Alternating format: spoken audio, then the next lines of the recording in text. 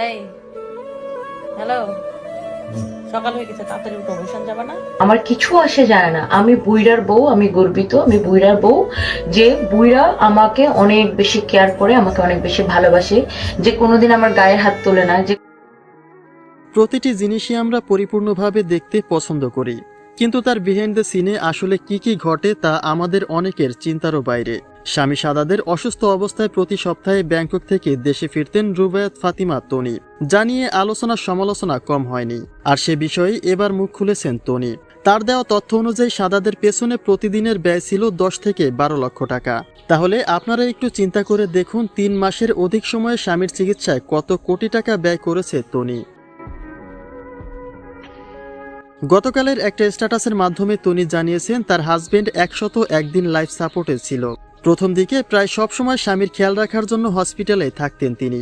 পরবর্তীতে বছরের শুরুতে যখন সানভি এবং সারফারাজকে ব্যাংককে নিয়ে যান, তখন তাদেরকে বাবার সাথে দেখা করিয়ে ঘুরতে নিয়ে গেছিলেন তিনি। এই ছোট বাচ্চারা বাবার অসুস্থতায় আপসেট হয়ে পড়তে পারে, এমনকি বাচ্চাদের সামনে কান্না করতে পারবে না তনি, আর তাই নিজেকে সামলে ওদের সামনে আনন্দিত মুখটা দেখাতে হয়েছিল তার। যে চিত্রগুলি নিয়ে অনেকেই অনেক ধরনের বাজে সমালোচনাও করেছিল, এমনকি অনেকে তা নাটক বলেও সম্বোধন করেছে।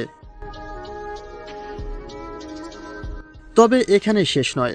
প্রতি মাসে কয়েকবার দেশে ফেরা প্রসঙ্গেও মুখ খুলেছেন তনি। তিনি বলেন, ওয়ার্ল্ডের বেস্ট হসপিটালগুলির মধ্যে একটা হসপিটালে সাদাদের চিকিৎসা করা হয়েছে, যেখানে তাদের প্রতিদিনের ব্যয় ছিল 10 থেকে 12 লক্ষ টাকা। আর এমন খরচ বহন করে স্বামীর আইসিইউতে কেটে যায় 101টি দিন, যা হিসেব মোতাবেক প্রায় 10 কোটি টাকার উপরে দাঁড়ায়।